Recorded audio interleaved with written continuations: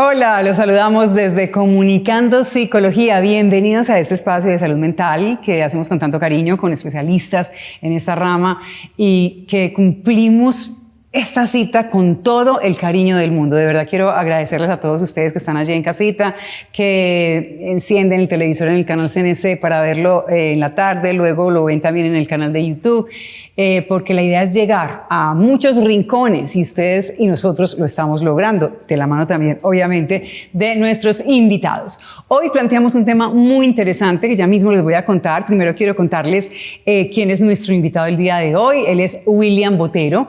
William es terapeuta clínico y con él vamos a desarrollar el tema de las adicciones de sustancias psicoactivas. Entonces, primero, saludamos a William. Bienvenido, gracias por estar acá. Hola, buenas tardes. Un placer enorme y un amor grandísimo para mí poder contarles un poco de mi experiencia y contarles un poco de lo que sé de lo que son las sustancias. Muy bien. Con William vamos a tener un programa muy interesante, muy conversado, como nos gusta aquí, y sobre todo llevando ese mensaje. Lleva mucho tiempo estudiando la mente, trabajando en temas de consumo, porque lo vivió también en carne propia, el tema de la adicción.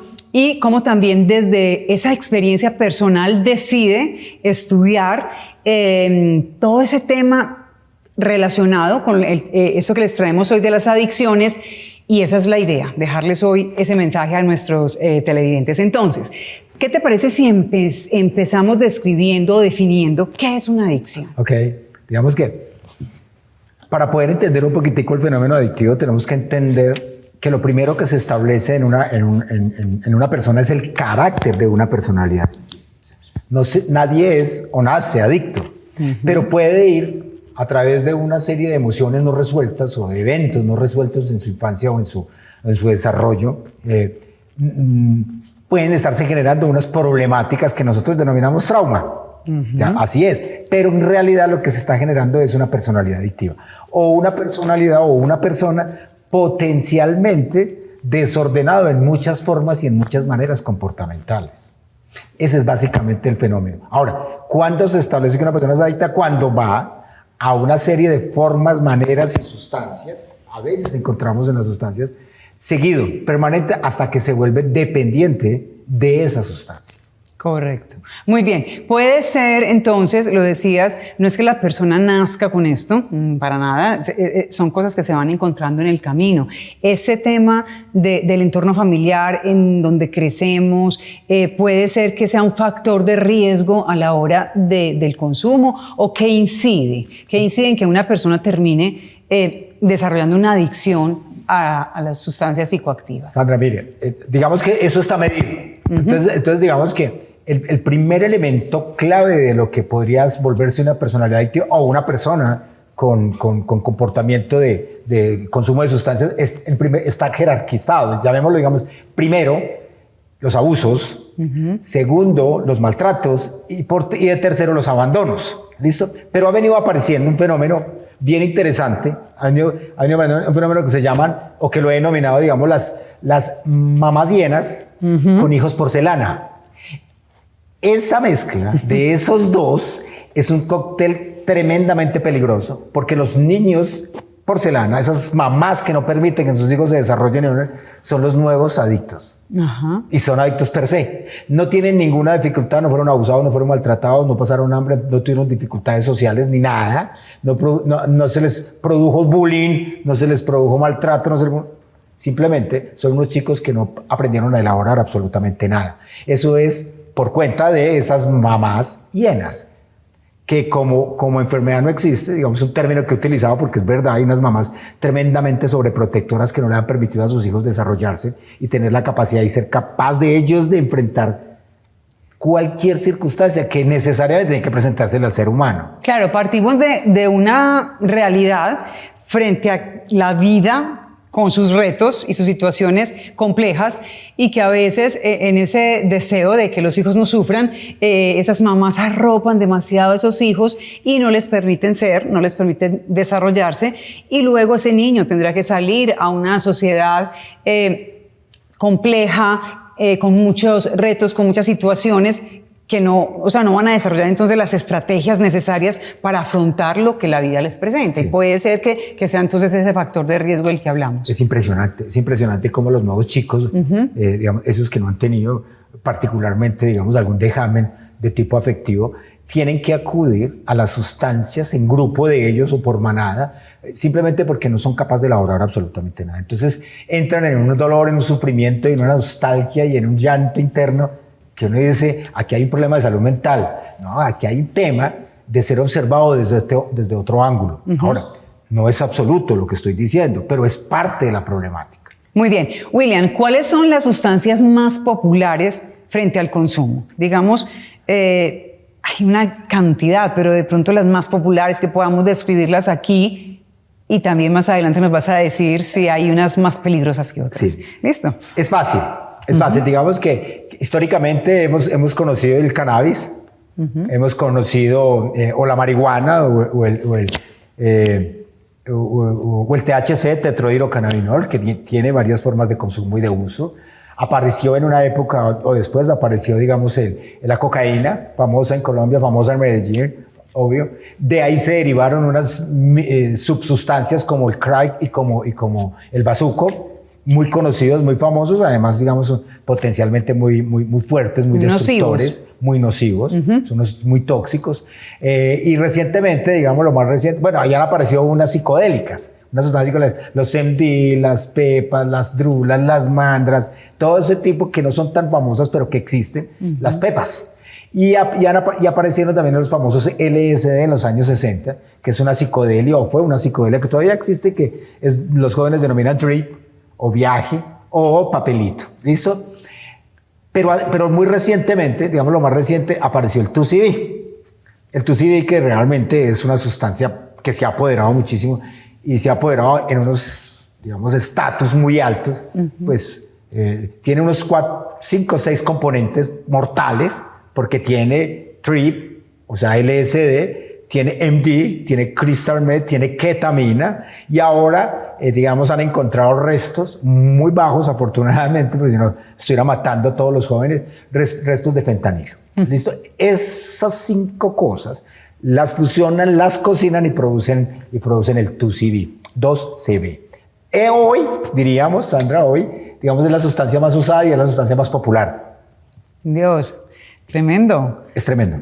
O sea, el escenario que estás describiendo complejo, porque quizá habrá seguidores, papás que están viendo este espacio y dirán, es que todo eso existe, ¿cierto? Porque quizás somos también ajenos. La juventud vive como a otro ritmo. Entonces, incluso escuchándote me queda un poco como en serio. Vamos a ver. Podríamos decir... Hay una cosa, y es que a veces creemos, por ser jóvenes y estar ilimitados en salud, creemos que es necesario destruirla. Y creemos que es necesario entonces tener una adicción. No es cierto que es necesario tener una adicción. ¿Listo? Ajá. ¿Y por qué entonces, aquí ya se me ocurre esta pregunta, porque la gente joven puede decir, no me atrevería a decir que tenga esa tendencia, pero ocurre, que entonces me voy de fiesta y quiero probar, es por ese espíritu a lo mejor de experimentar cosas nuevas y distintas, y ahí es cuando de pronto pueden terminar enganchados en una adicción que les puede costar incluso la vida, que finalmente los enfrenta a complejos procesos no solamente personales, sino familiares. ¿Qué está pasando en la gente que consume? Mira, hay un fenómeno y siempre ha existido, y es que las masas son fácilmente manipulables. Todo lo que es de masa, lo que nosotros denominamos masa crítica, es fácilmente, de hecho, seguir masas es muy fácil, es demasiado sencillo. Entonces el fenómeno realmente es de seguir masas, pero resulta que hay unas voces de opinión muy fuertes que tienen que ver con artistas, con famosos que están consumiendo y lo están expresando por el consumo.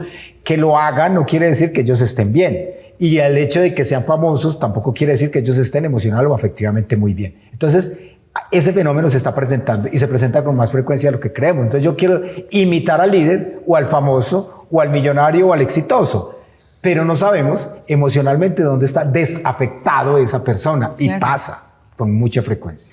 Bueno, William, ahora también te planteaba la pregunta cuando íbamos a definir cuáles son esas sustancias más populares, si existe una más peligrosa que otra. tú hacías una descripción y yo entiendo que efectivamente, pues cuando se van mezclando todas esas cosas, sí puede ser algo más letal, más peligroso. ¿O qué? ¿O cómo es la cosa? Porque aquí puede ser que alguien diga, es que fumar marihuana no es tan malo, no es tan nocivo, eso es como fumar un cigarro, por ejemplo. Ok, sí. Es importante. Yo les voy a tener una información. Ajá. Yo les voy a tener una información Sí. que está verificada, es medible. Toda la información que yo doy son temas muy medibles. O sea, es fácilmente medible en casa, un papá. El uso del cannabis, el uso del THC, tiene una problemática mayor. O sea, no necesariamente el cannabis es para uso medicinal, pero vamos a suponer que tenga usos medicinales, ¿de acuerdo? Que los tienen. Puede tenerlo, pero un chico de 17 años no puede salir a fumar cannabis al parque porque está enfermo ¿de qué? Puede que no esté enfermo. Entonces, su uso ya estamos elaborando que no es medicinal, ya no es curativo. De hecho, la marihuana o el cannabis es muy fuerte y es muy poderoso. Tiene 4 usos. Esa es la única sustancia que posee 4. Tiene uso curativo, tiene usos recreativo, tiene usos destructivos y tiene usos Sí. Ya saldrá. adictivos.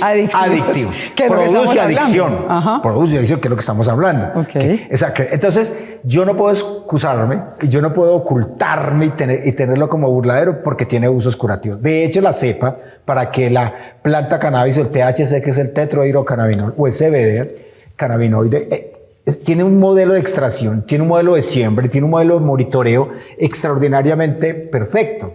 Entonces, no es lo mismo comprar aquello en la calle que no sabemos ni la cepa ni la procedencia. Ahora, no hay cannabis natural hoy en el mundo, no existe. Lo que fue antes régula, cachufe, régula, pangola, hoy es una variedad que Monsanto ya elaboró hace muchísimos años, viene elaborando una cepa y tiene unas variabilidades, obviamente. Entonces, es importante establecer qué hay. Ahora, el fenómeno del consumidor promedio o estándar es una persona que es creativa, que es tremendamente poderosa, que es una persona que tiene una cantidad de ideas. El problema que trae es el adormecimiento de la ejecución de sus ideas.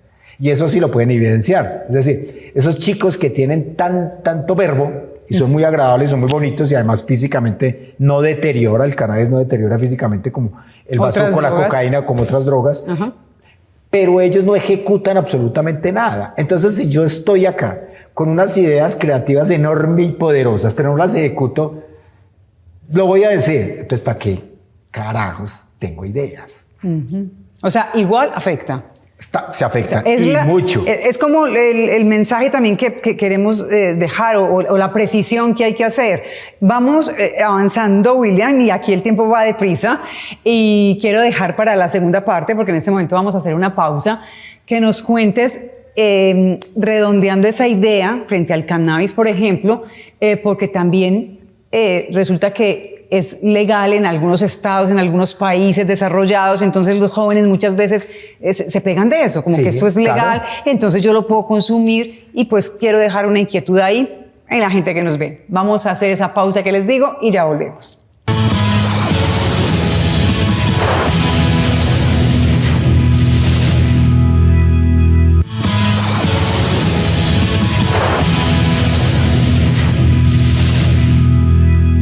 Seguimos avanzando en Comunicando Psicología. Hoy hablamos del consumo, de las adicciones por consumo de sustancias adictivas con William Botero, nuestro invitado. Él es terapeuta clínico y pues yo quiero, William, que nos acerquemos a la gente, de acuerdo con el tema que estamos tratando y creo que llevamos la conversación bastante bien. Habíamos dejado una pregunta ahí frente al cannabis porque también pasa sobre todo con la gente más joven, que le restan importancia al momento en que están consumiendo este tipo de sustancia, como si fuera, no sé, como que no fuera tan perjudicial. ¿Qué tan perjudicial puede ser ese consumo? Mire, todo consumo, toda adicción o toda dependencia es perjudicial. Eso es lo primero.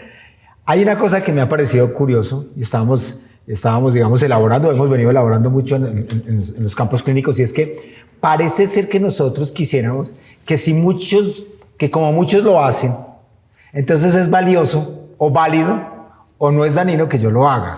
Y ahí se comete un error. Claro, y en la gente joven puede ser como con la intención de encajar en ese grupo a mí no me gusta tanto, pero parece que si no lo hago, entonces como que no voy a estar bien ahí o la gente no me va a aceptar. Y ahí entra también el tema de la psique, ¿cierto? Mire, eso se llama comportamiento de masa, eso se llama rebaño, que tanto nos han vendido y que tanto nos han acomodado. Eso no es cierto, realmente, mire, las personas que hoy logran extrapolarse, las personas que no son idénticas a los demás, hoy son mucho más valiosas. A diferencia de antes uno tenía que encajar perfectamente en un campo social, sí, y tenía que ver con hijos, con familia, con casarse, con esposos, con ser heterosexual, ser una cantidad de formas y maneras. Hoy todo lo contrario, hoy entre más diferente o realmente entre más diferente tú seas, más vas a encajar. Pero hay unos fenómenos que no han logrado desencajarse dentro de los parámetros sociales. Entonces, es muy importante que un chico hoy sepa que más importante y más valioso para mí hoy es no encajar, extrapolarme, ser diferente, pero realmente diferente, no ser una copia de la copia.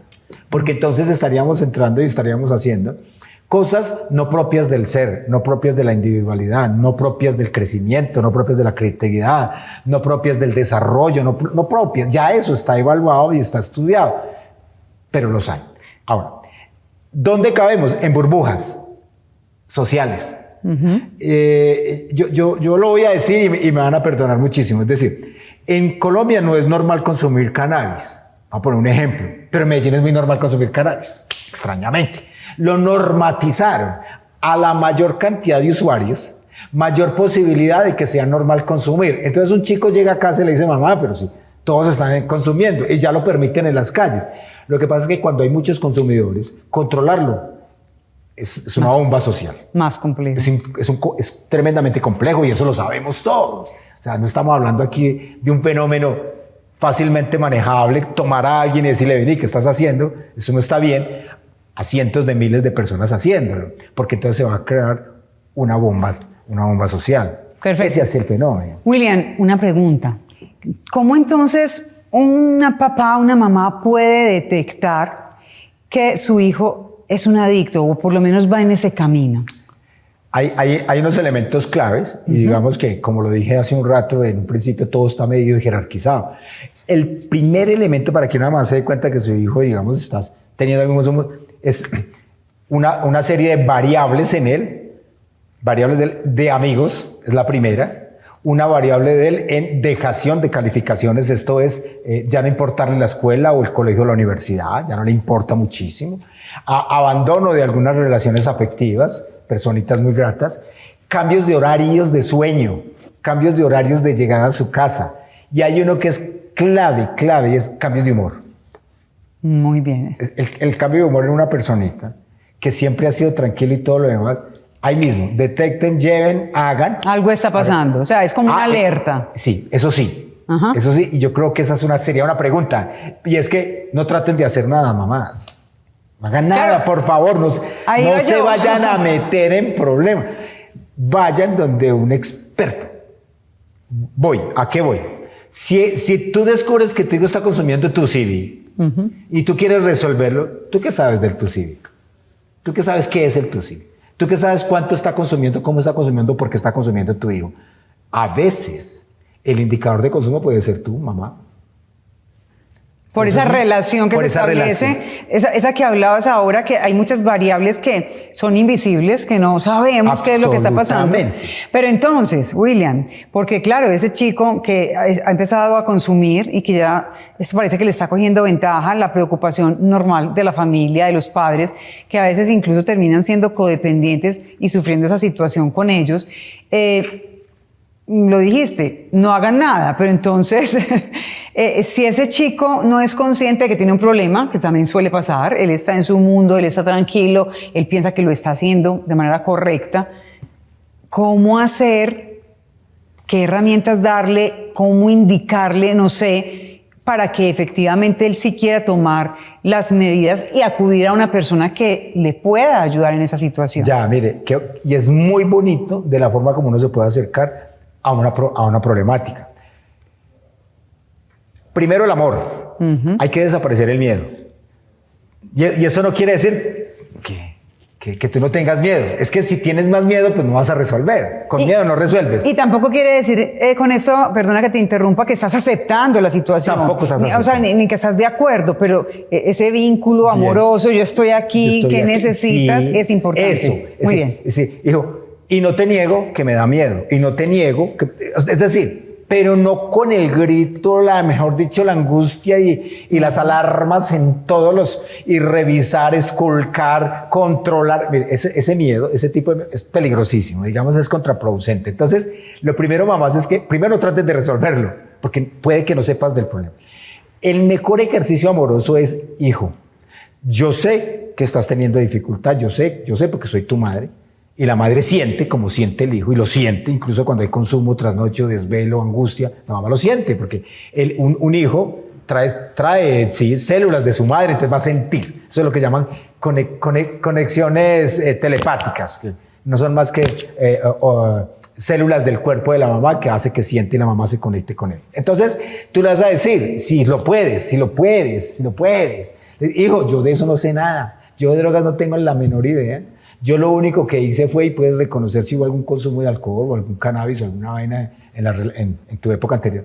Entonces vamos a ir, hijo mío, a que alguien nos ayude.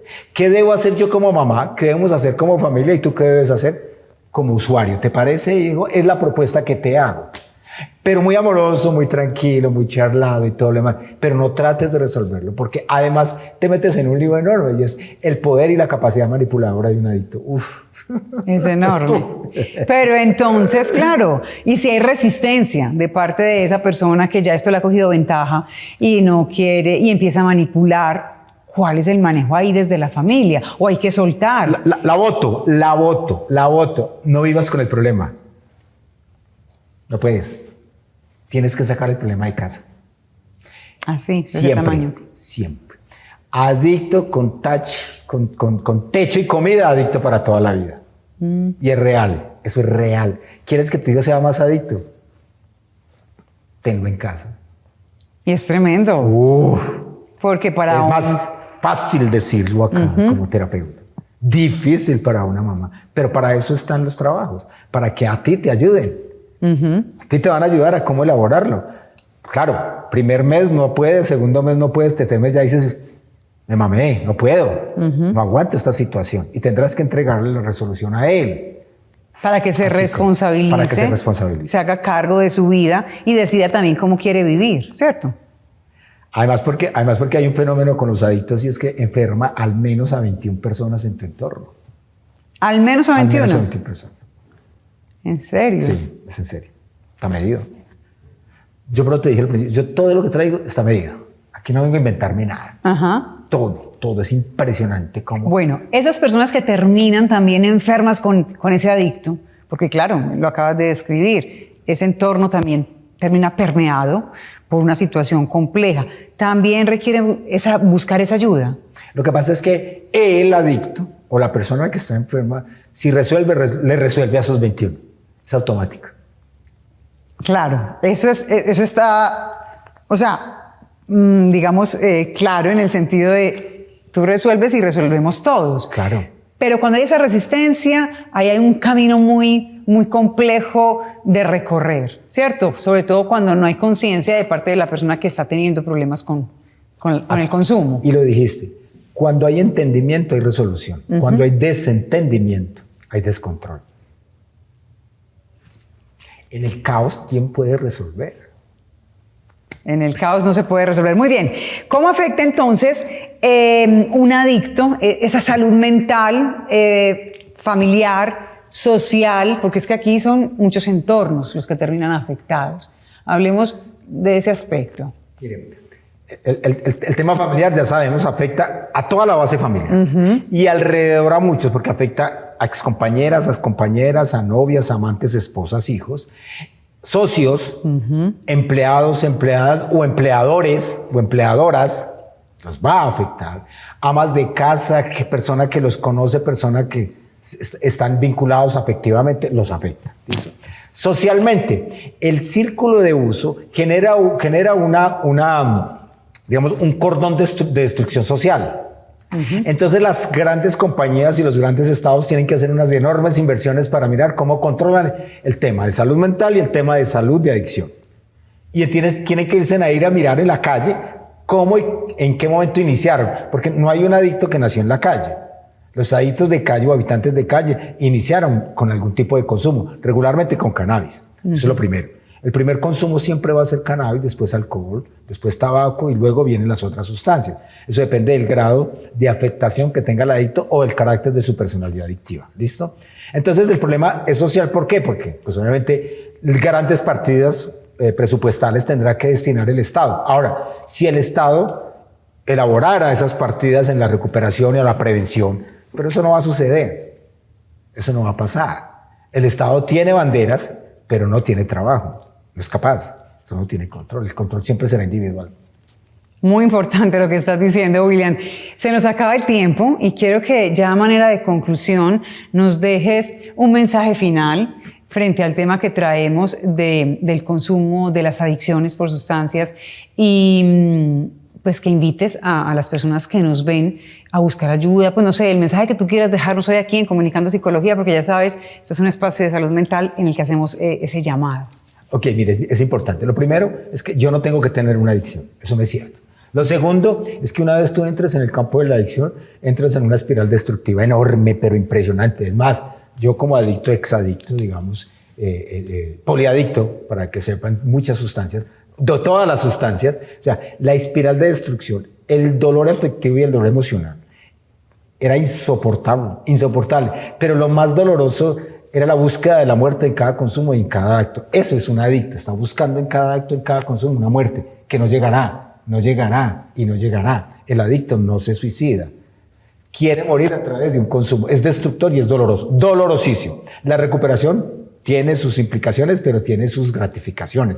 Ser exadicto y tener un nivel de recuperación que me pasó a mí ha traído enormes ventajas en mi vida. Se puede. Ese es el llamado. Se puede. No hay casos imposibles. Hay personas incapaces, pero no hay casos imposibles. Si tú una vez decides y tienes, es más, y encontrar un porqué y un para qué, salir del comportamiento adictivo va a ser importantísimo y valioso. Háganlo, explórenlo, mírenlo, hay muchas herramientas y hay muchos centros de rehabilitación. Visiten uno. Nada peor les va a pasar. Ajá, así sea por curiosidad, ¿sí o no? Así es. William, gracias por ese mensaje que nos dejas hoy aquí en Comunicando Psicología. Quiero agradecerte por acompañarnos, porque pues desde tu experiencia de vida y luego también desde tu formación como terapeuta clínico en todo eso que tiene que ver con el consumo, ha sido grande el aporte que has dejado aquí. Así que siempre bienvenido. Siempre será para mí un placer y un amor enorme poder hacerlo. Gracias, Perfecto. Sandra. Gracias. Él es William Botero, nuestro invitado hoy a este espacio. Gracias también a todos ustedes en casita por acompañarnos y pues nos vemos nuevamente. Un abrazo.